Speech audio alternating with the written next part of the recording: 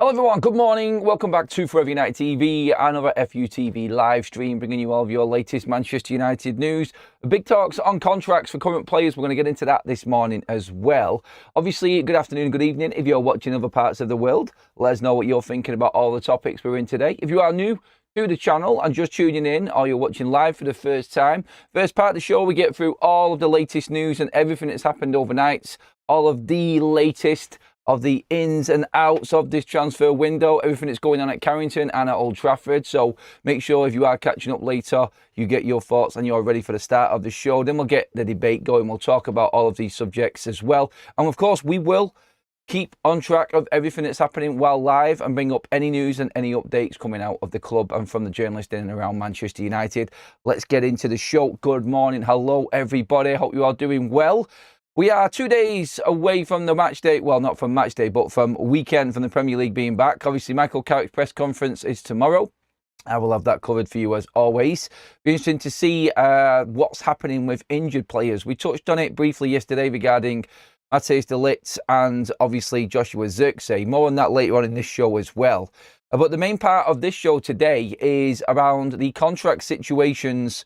And if you are live with us right now, you will know where I'm going with this because I've put a poll up in the live chat. So in terms of this, I'm going to ask the question straight away to anyone who's tuned in and watching later on and catch up.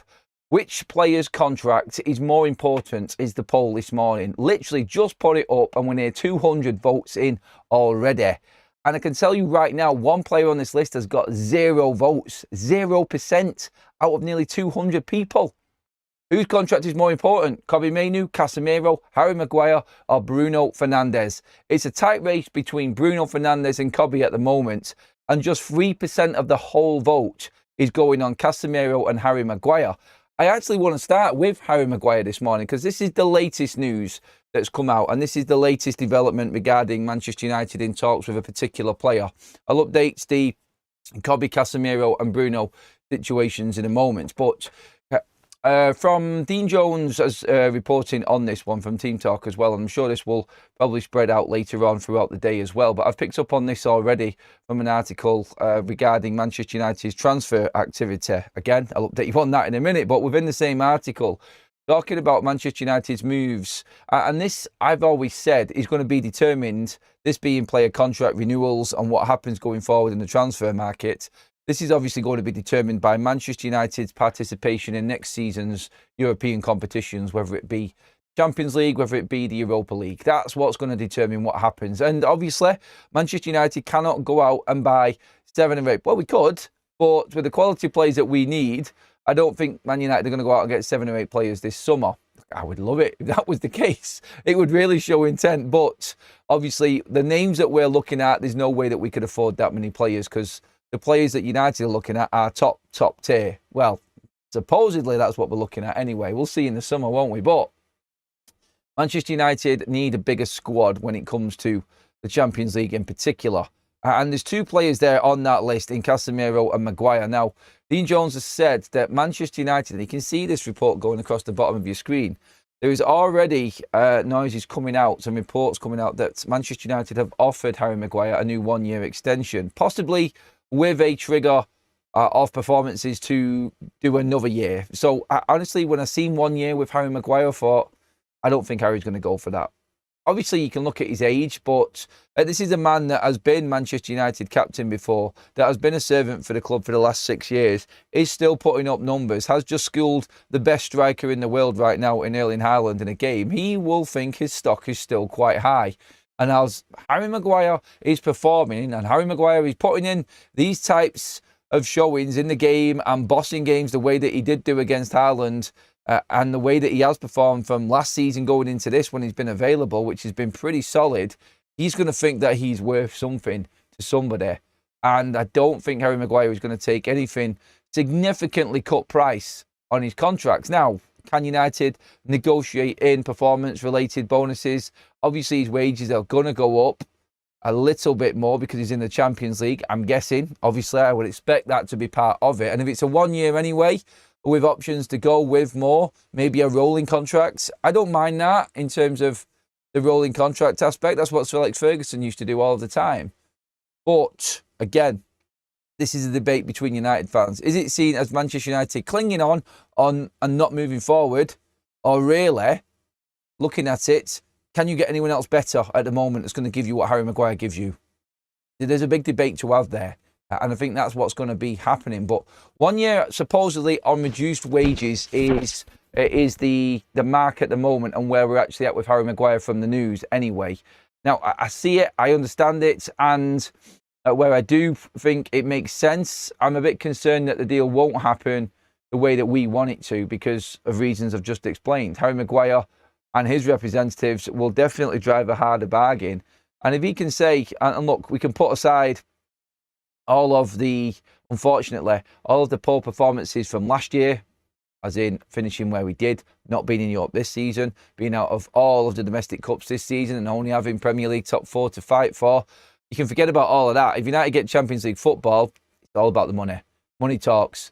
And that, for Manchester United, when it comes to contract renewals, whether we like it or not, and whether we think that they're the standards of this football club or not, or they're falling below them, it doesn't matter to agents. It doesn't matter to the players and the clubs. The agents will get in and say, this player helped you get back into the Champions League this season. He deserves X amount of money. We're not taking anything lower. There are other clubs that would snap Harry Maguire up in a heartbeat. And I think he would have many takers. The report actually says that the likes of West Ham, I don't think he's ever going West Ham, to be honest, and Napoli. Honestly, if Maguire went to Napoli, he would be an absolute legend. He would be Scott McTominay sort of quality over there. Right? He would fit in so well. United need to be aware of this. There is another European competitor out there that's going to take Maguire and get another 2 or 3 years out of him. What do we do? Is he good enough to keep around? If Manchester United are in the Champions League and competing and we start getting a tune out of this team, then Harry Maguire being a squad player to some people might be seen as a good option. Look, for me, I still feel like United need to move past this. I do get the argument for Maguire, and I don't know what sort of player comes in and fills Maguire's boots. Mark Guehi has gone. This is going to have to be a serious name that United bring in to that back line, because you're just not going to get anyone who does what Harry Maguire does at the moment. There isn't that beast of a centre-back out there. There could be someone coming forward. There could be someone that actually is going to break through at some point, but still, you're not going to replace Harry Maguire. So, 1 year on the table with options, obviously, for another year and more past that. I think what you're looking at here with Maguire now is what he wants. I think the club are resigned to letting him go. I think they are anyway. From what's been written and what we've heard, Manchester United are in no position to renew the contracts of Maguire or Casemiro. We'll move on to him in a moment, but I feel like now's the point. And I think this is taking us in a direction. I think this is saying one thing here about this transfer window for me. It's saying that Manchester United's business, this window is done. That's what it is. And everything is now concentrating on contract talks and preparing for the summer, because United need to have all their ships in a row. They need to have everything ready to go for this summer, fully prepared to go out and compete for the best players. So getting contract situations dealt with now in season and in January, it tells me that if that's where their focus is, then there clearly isn't a transfer to be had. Look, anything can happen in the last few days of the window. We've got, just over a week to go now in the transfer window. We're into the last week next week after this weekend's football. So we'll obviously keep an eye on everything that's going on. But talks of contract renewals and United looking forward to the summer kind of shows me that United are focusing on that now rather than what they can bring in this transfer window. So with that in mind, I do think that United are looking to save everything they possibly can. In that report that we did last night from Rob Dawson from ESPN, where we're talking about, obviously, the situation with Bruno Fernandes and his contract, and United asking Bruno Fernandes to stay one more year, basically begging him now, and there's been a big switcheroo around with Bruno's deal. I feel like we're in a position now where United know what they want, and it's not available. And now we're looking at just getting the little bits finalised, getting through some other business and looking into the big stuff that's going to happen this summer. I think that's where Manchester United are at. 1 year for Maguire, rolling contract is on the table. Will he take it? Obviously, negotiations are on. And we will see exactly what happens now going forward with Maguire. He can obviously talk to the likes of Napoli now. This is the thing that people keep forgetting. Like positions at clubs across Europe. And like I just said, like there is no reason why he won't go and join his mate Scott McTominay over in Napoli. Antonio Conte would love Harry Maguire at Napoli. I just need to make that clear. Like that there, he's already laid out for Maguire now. So contract talks need to be happening because he'll have an offer on the table already at Napoli. He'll have a 3-year deal, I'm guessing. Something similar. Look, if Napoli are going to buy De Bruyne going into 36, then they'll easily take a 32 going on to 33-year-old Harry Maguire at the back. And the pace of Italian football is made for Harry Maguire. So United need to make a decision. These are crunch talks, and this is an important time for United because needing to replace Harry Maguire is like needing to replace Bruno Fernandes. There isn't that like-for-like transfer out there, so your full transfer strategy needs to change, and you need to decide how you're going to replace them players in the numbers, in the percentages. It might take 2 or 3 players to give you Bruno's numbers up top. You're not going to have that talisman anymore. There's no one out there that does what Bruno does. Harry Maguire, De Ligt's a bit of a powerhouse himself, but he's not as tall and he's nowhere near as good in the air. And obviously Leacher he's obviously experienced enough. Obviously, he's won a World Cup, for God's sake. You've got the 2 young centre-backs coming in behind them 2. I do think that Manchester United need another centre-back. They need somebody else who is going to step into the frame here for us. And if Maguire's still there, it gives you the chance to focus on midfield and get the players that we desperately need in the middle of the park, which has to be the priority still this summer. This is where I think Manchester United's, the conversations are at right now. Quickly, just to bring you an update, and this has come out from a report as well regarding these so-called meetings around what we were expecting to happen anyway. Remember when we were talking about the meetings earlier on in the week to discuss what's happening going forward? Well, when it comes to, bear with me 1 second, I'm just going to bring it up now. So this has come from, this is a report from the Daily Star. Now, I don't listen to the Daily Star much, but obviously there's a few other people that are starting to report this as well. But this is the first one that I've seen. The executive meeting had been planned to take place in Monaco, but Carrick couldn't justify travelling to the south of France when he had important work to do on the training pitch. He told his bosses he would be adopting a different approach in training and match preparation. That he was invested in quality more than quantity. How talking to each other and being honest, however brutal this might be at times, was just as valuable as having the ball at their feet on the training ground. Club sources insist Radcliffe was impressed with the calm and intelligent demeanour of the new interim manager. The Jim's happy. Michael Carrick doesn't need to go to the south of France to have a meeting about transfers or what's going on, and what's more important is what he's got right now. This is music to Sir Jim Radcliffe's and Ineos's ears. This is a manager that's not going to make us spend money this January. That's what this is. And obviously that's ringing out, I feel, Michael Carrick proving a point. That's how I feel. Like my feeling straight away on this, and what came into my mind straight away was that Carrick here is trying to impress. And obviously, the conversation about Carrick staying going into the summer is definitely going to escalate even further if we do well. If he gets the Champions League place, then I think his name is going to be up there. And it's things like this that I'll always look back to then and think, right, well, he's managed to do this without investment. So if I stay, you give me investment, you just imagine what I could do with millions and millions of investment, because that's something Carrick has never had in his managerial career. Now, that can also be dangerous at the same time, because when you're used to dealing what you've got and coaching and dealing with players that you've known have been around for quite a bit, and then you get the Arne Slot situation that's happened at Liverpool, you get nearly 500 million spent on you, and you don't know what to do with them all. That's something that Carrick hasn't been into either yet. So there's another thing that you need to discuss and obviously think about as an ownership of a football club when you're deciding on the next manager. Yes, he's good with this group, but what about when we start spending 400 million on him and he doesn't know how to integrate these players? Not saying Carrick can't handle that, but we don't know yet. is what I'm saying, because he's never had this scenario. So maybe that's something. But at the moment, obviously, one game in, Carrick is impressing massively. Let's see what happens now until the end of this month. Obviously, Arsenal, and then the 1st of Feb, we've got Fulham, obviously, as well. So it's going to be a tricky ride for Michael Carrick. But if he gets through them, people are going to start talking about Carrick a lot more. And let's get into some of the comments, actually, first of all, on Harry Maguire. I'm going to check on the poll first. Let's just see where everybody's at. Which player's contract is more important?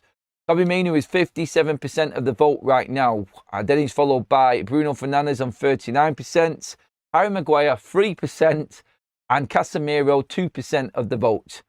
So we are letting Casemiro go. I think poor old Casemiro, I think he is definitely seeing out his last games at Manchester United. We all know with Casemiro, the scenario where he needs to now start every single game. So he's got 16 games. He needs to start all of them.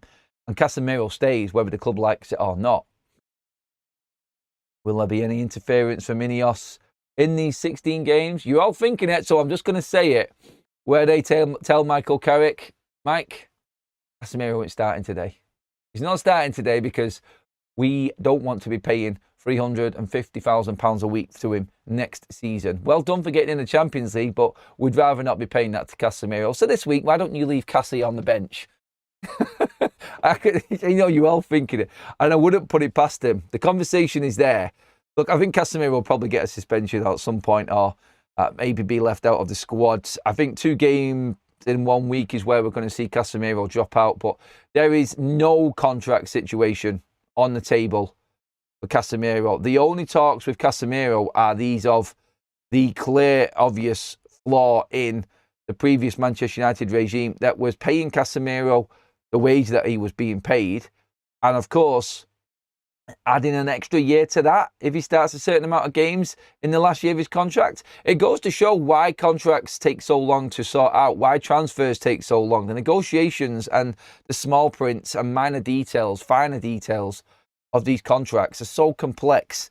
Nobody knew about this. Well, Casemiro walks back into Carrington in the summer if he plays out the rest of this season, or if he starts every game from this point. So they're the talks at Man United around Casemiro.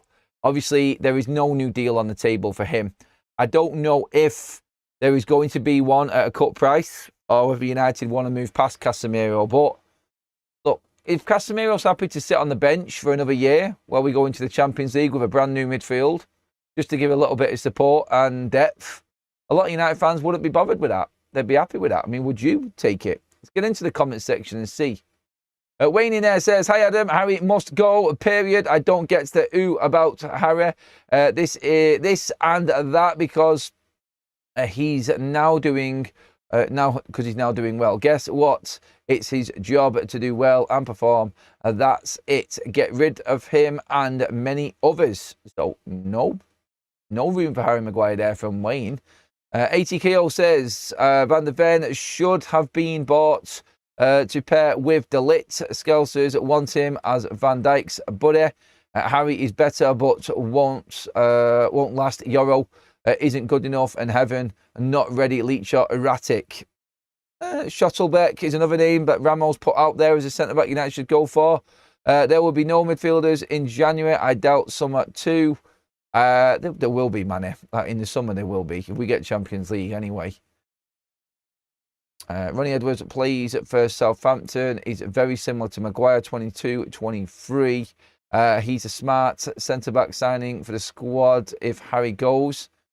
Schottlebeck is a decent shout. There's a few people going on the Schottlebeck one, actually, in terms of what type of player there is out there to replace Harry Maguire. Get your thoughts in on that in the comment section, please, everybody, because that's an interesting one. Harry's one on his own. What player out there best suits what Harry Maguire's attributes are, and him actually, well, there being a player out there to replace him, I think is probably the best way of putting it. By the way, actually, just on Casemiro, not wanting to leave him out of this completely, but do you think Manchester United have had value out of Casemiro?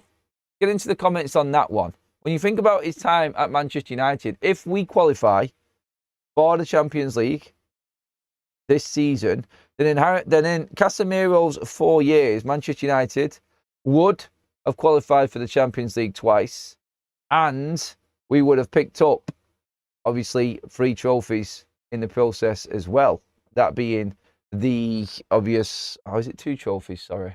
Yeah, 2 trophies in the League Cup and the FA Cup. So, yeah, have we had value out of Casemiro is another question I want to put to everybody. If you didn't see last night's show, by the way, Manchester United have approached Bruno Fernandes and want an indication of what he wants to do. They're open to giving Bruno a year contract extension, of offering him. They want him to stay another year, basically, is what Rob Dawson from ESPN was saying. But that was our talk last night, and obviously Bruno is in the poll right now as well. But top dog in the poll there is, of course, Kobby Mainoo. Now, I was discussing this yesterday. I was discussing it on Sky with different people in terms of Kobby Mainoo's contract. There's a lot of talk going on about Kobby right now, and it's interesting to see how people outside of Manchester United see Kobby Mainoo. And Kobby Mainoo is seen as an up-and-coming player, like still not there yet. They still see him from the outside as a development player at Manchester United. It's not, they don't see him the same way that we do. And it's interesting, like I said, listening to people talk, and people would easily say that Adam Wharton's a £100 million player, but Kobby Mainoo is still nowhere near, and he's like a 40 to 50 million max type of player for Manchester United. And this just goes to show, doesn't it? When you don't get consistent performances, when you don't start games consistently for Manchester United, you tend to drift off, don't you? You tend to lose value, as in, like, you're not talked about in the same breath as other players. If United do well the rest of the season and Kobby features in that, then Kobby all of a sudden turns into a very, very valuable asset for Manchester United, and the conversation changes instantly. Now, we talked about what the Daily Mail were writing the other day, but just while we're on these contracts and while we're talking about these situations with all of these players and what impact they're having on our transfer window now, i.e., because we're talking about this, there is clearly nothing going to happen in January, in my opinion. Let me know what you think as well in the comments. But Kobby Mainoo talking, or the Daily Mail talking about Kobby Mainoo, about his contract situation, is that this is now priority number 1 for Manchester United. They see Kobby Mainoo staying. They've always said this, though. Don't forget, when talking about Kobby Mainoo, Manchester United have always said that they don't want to sell him. They see the value in Kobby Mainoo. And I think this is where it all started to drift away for Ruben Amorim, in the fact that he was not playing Kobby Mainoo and they were trying to back him, and everything else just piling on top of that Ruben was doing. Like yesterday, there was a big point made about Ruben Amorim never visiting Lee Sports Village, only ever watching one game that was 3 pitches down from his latest training session for the first team. It's the only reason that he went and watched the game. He didn't have any interest at all in Manchester United's academy. He was bringing players through and not actually knowing their best positions, relying on other members of staff to actually get the analysis and info that he wanted for certain players. And this might have been why we'd never seen academy players in. I was trying to obviously defend Ruben Amorim, and he's obviously brought players into his first team training to see what they're made of. And his approach was that you just throw them in there with the first team and let's see what happens. I need a player to fill my squad and my training sessions, so let's bring an academy player in. It doesn't seem to have worked. The fact that he hasn't watched them in their natural environment and seen what capabilities they've got, I think has been a big problem as well for Ruben. And obviously, I think United have looked at this. They've looked at the lack of interest from Ruben in watching the academy. I'm not saying he didn't bring players into training. He did, obviously. And he spoke to different players and he's done his bit in his own way. But maybe Manchester United seen that and was worried about that. They've seen the Kobby Mainoo situation developing. Obviously, there is a very good player there. And the fact that Ruben didn't want to go anywhere near it because of the emotional side of things and people having their say from the outside in the media world, I think this was the end of Ruben Amorim. I think there was a big part of what was happening with Kobby Mainoo that played on Ruben leaving the football club. 100% I do. But look, that's gone now. And Manchester United are looking ahead to the rest of the season with Carrick. And Carrick's going to play Kobby Mainoo in every single game he can. And you just know this is going to happen. He's already got them numbers out of him in terms of work rates against Manchester City. If he gets another performance against Arsenal on the same sort of level, then you can see Kobby Mainoo's representatives' eyes lighting up and pound signs flicking around in front of them. They have put themselves now in the perfect position to negotiate Kobby Mainoo's new contract. And the fact that Ruben Amorim has left has just opened up the floodgates. I think that this was the reason behind the leaks, the problems with Ruben, and I think that this has played a massive part now. And we said it all along, expect the Kobby Mainoo news to escalate and go further when we hit December into the January transfer window after what he did in August. There was a definite push there from the representatives of Kobby Mainoo to get in on Ruben Amorim, I feel. I'm trying to push Kobby Mainoo away from Manchester United at that point. We're trying to prove a point that he should be playing football.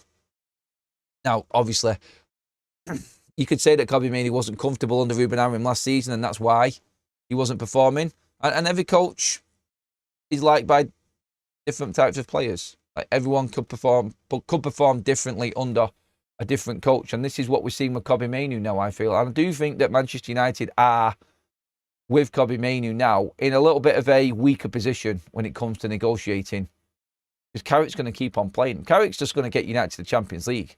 And ultimately, I don't think Manchester United would be bothered about paying more money to these players if they were competing in the Champions League, because the Champions League pays for everything.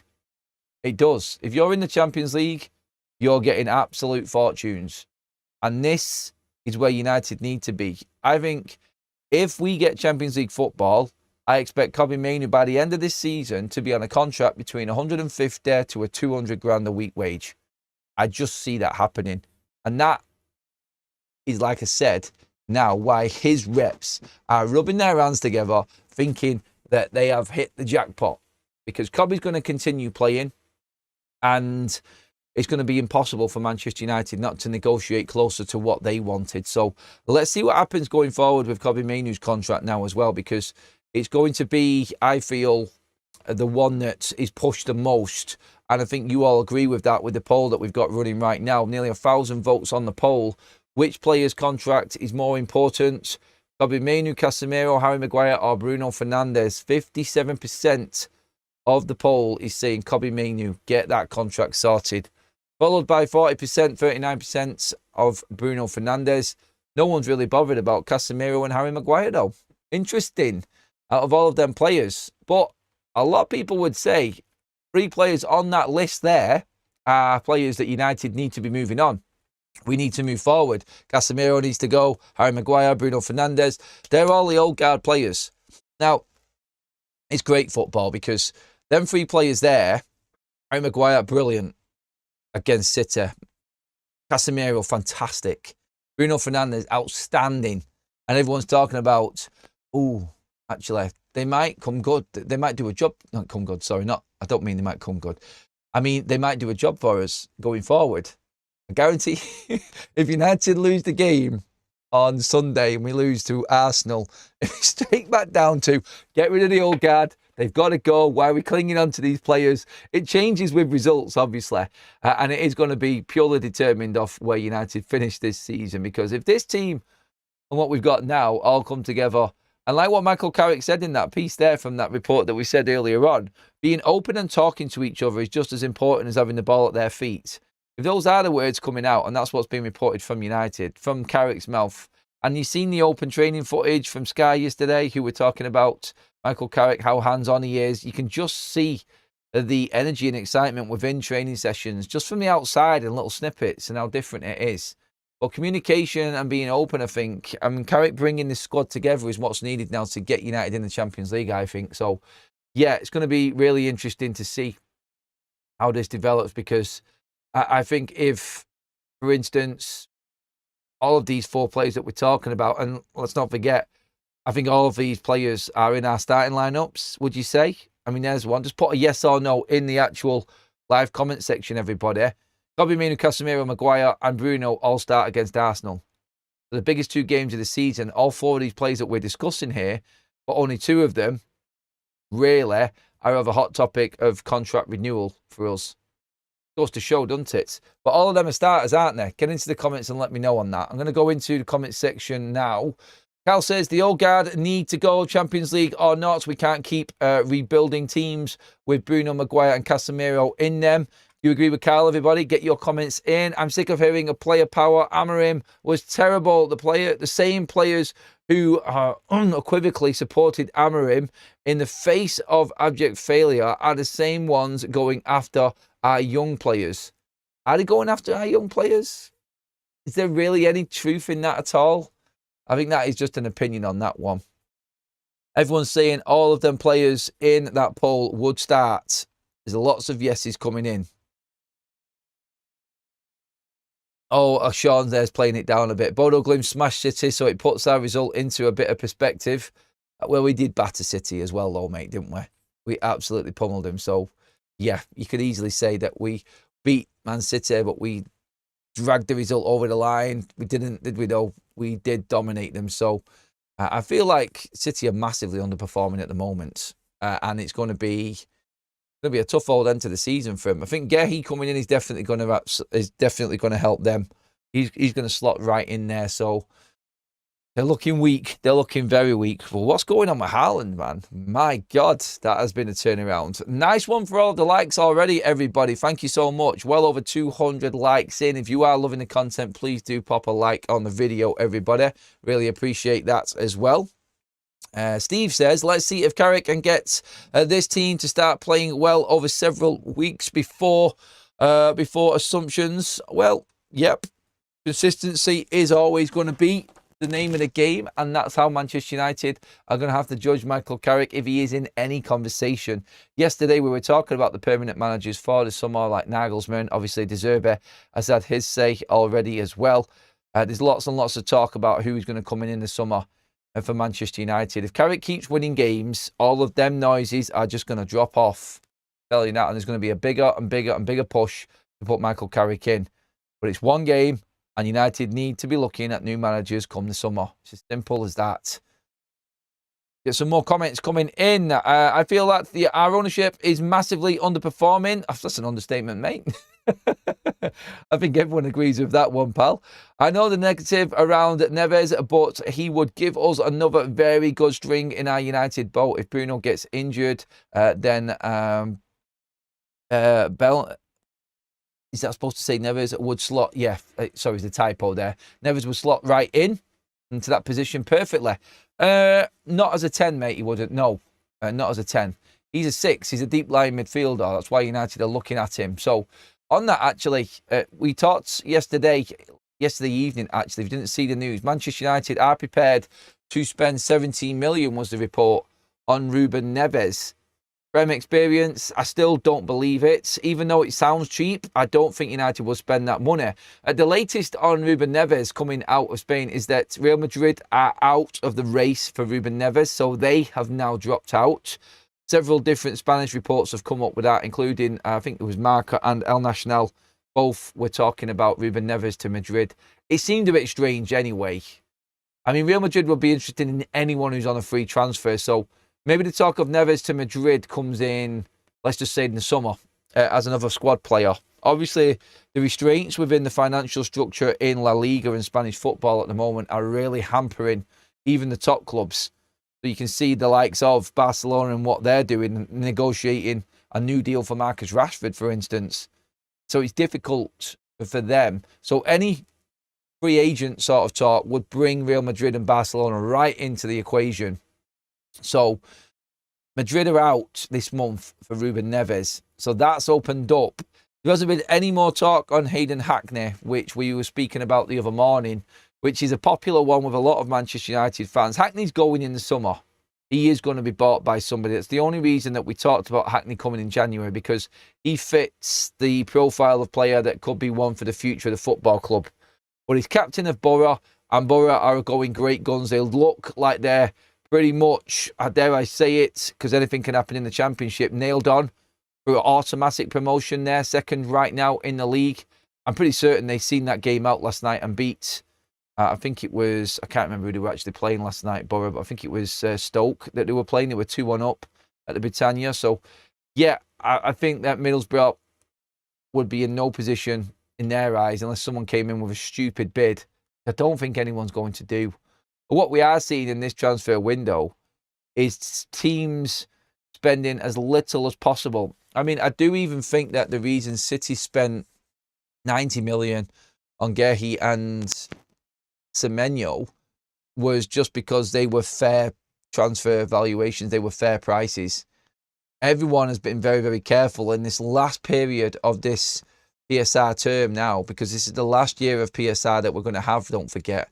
When the financial fair play rules change in the summer, you can still be sanctioned, you can still be deducted points or whatever, fined, if you break this last year's PSR. So it's like we've got 6 months, let's just go all out crazy on what we've got left. No, teams are still going to be punished and deducted points and sanctioned if they break the rules in this last 6 months. So I think most clubs already knew that the new rules were coming in, and I've been very careful in this January transfer window. There has been hardly anything apart from City, a bit of business from Bournemouth spending the Semenyo money, and Spurs desperately trying to bring anybody in. I think we're looking at a very dry January, you could say. And I'm not surprised in a way. I was thinking if anyone has got any extra money at the end of this PSR cycle, that they might have gone all crazy, and some teams might have had an advantage over others if they'd looked after their finances. But it was clearly, I think, right on the edge for most clubs. And I think it's the old saying from Sir Alex Ferguson again, isn't it? Is there any value in this January market? Loan players, we've talked about them as well. We already, with Romano last night, talked about him shooting down Loftus-Cheek. Conversation with Ndidi. Like, come on. Like, seriously, let's not even go there. That's a ridiculous move for Manchester United for bringing players like that in. I would happily just bring in another academy player to work alongside the 3 midfielders we've got right now. I know bringing in another experienced midfielder is probably a better option for us for depth. And you never know what's around the corner. Someone could get injured. And I said this, if United get an injury to any player or any important player on Sunday, maybe the end of the transfer window opens up for Manchester United. Maybe there is going to be more interest in certain players. But 17 million for Neves is looking likely what's going to get that deal done. Madrid are out. So there is a pathway there for United if they want to go in and get Ruben Neves. It's there to be done. João Gomez talks have quietened down. It looks like Wolves are holding out. But again, after this weekend, the last week of the window is when teams are going to push hard and try and get the deals. This happens more in January, I think, than it does actually in the summer transfer window. Teams really pushing because they might be fighting relegation, they might be fighting for promotion or for the title, Champions League places, for instance, and you'll get a lot of movement. The Jean-Philippe Mateta story that broke yesterday is an interesting one, on whether or not Villa push for him. Villa are interested in everyone at the moment. Now, there is talks that they're actually looking at Loftus-Cheek now as well. So, look, strap yourselves in. It could be a bit of a bumpy ride in the last week of the window, and we'll keep on top of all of that news here on Forever United TV in case it does break. But as it is at the moment, Neves is the only one that's really jumping up and saying there is any potential in a deal. And obviously, that's going to divide opinion on quality of player anyway, I feel, with this Man United fan base. Let's just see what we've got in the comments section there. Lots of people talking about Manchester City's run as well. No, I've seen a comment there saying everyone's writing off Manchester City. I don't think anyone is. Like, City could always just come good. Now, let's not forget, a dry spell for Haaland could bump them up. We're not worried about Man City right now. We're done with them for the season, and this weekend we finish with Arsenal for the rest of the season. So it's 2 big teams out of the way for Manchester United, then heading into the last 15 of the season. I think there's a great opportunity for Man United. If we go into February off the back of what's happened this January, 2 wins at the end of the month against Man City and Arsenal, that would be a massive, massive catapult into the rest of this season and a big, big confidence booster for this team, I think. So, yeah, we will be keeping an eye on everything that happens next week. But I think Manchester United's current team and form right now is probably more important for us. So, yeah, I'm thinking let's just look ahead to the Arsenal game now more than anything and hope that Carrick can get a tune again out of these players. What's a respectable score for you all, by the way, for the Arsenal game? If you're live with us right now, get your comments in.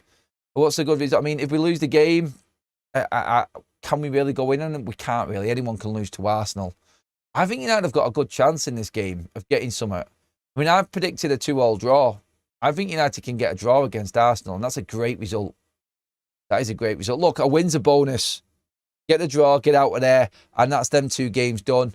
And then we can concentrate on the big games. And I say that because that's the ones that United struggled with. The Fulhams, the Evertons, the Spurs, the West Hams, them 4 teams coming up after the Arsenal game for United.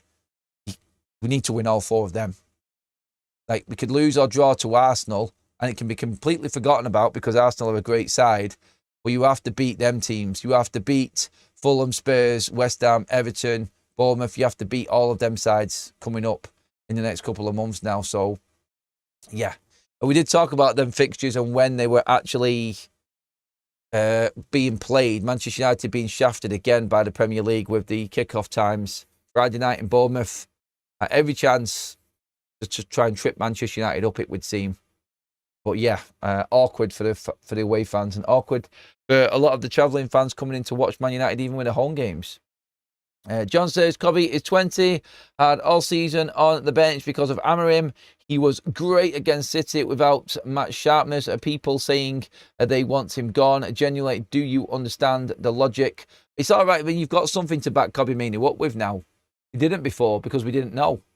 So, again, lots of players that let us down last season, and Kobbie's one of them.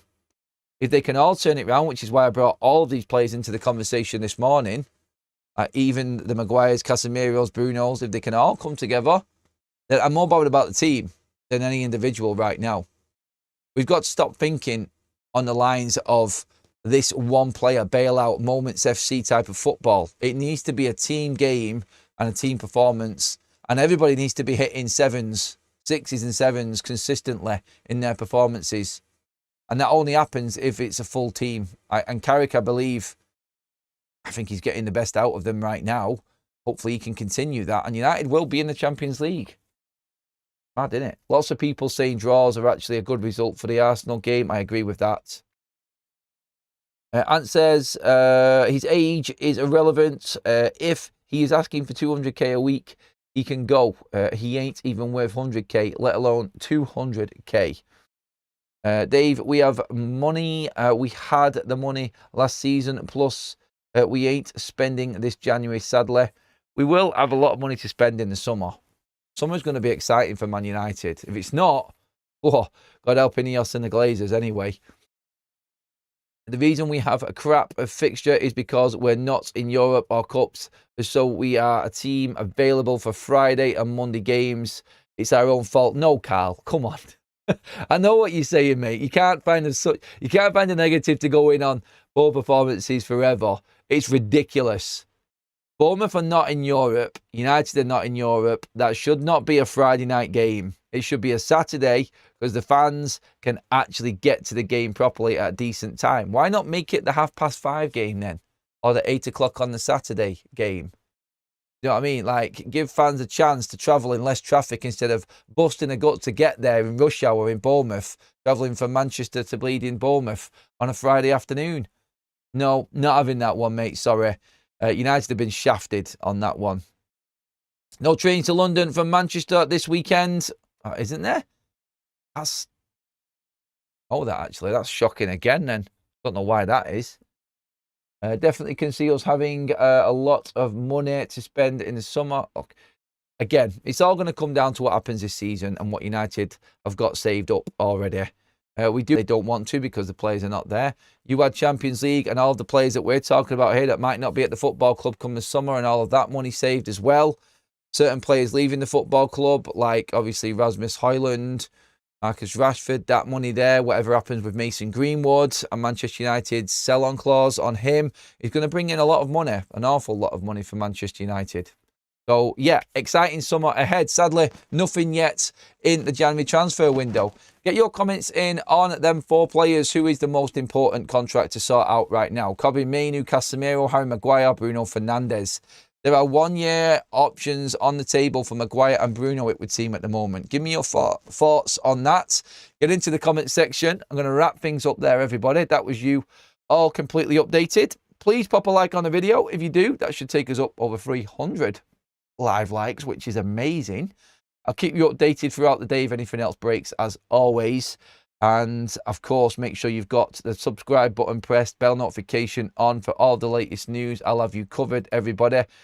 Nearly 1,300 votes. Kobby Mainoo is the most important contract to get sorted. Onwards and upwards. Cheers for watching, everybody. I'll see you all in a bit. Have a fantastic day.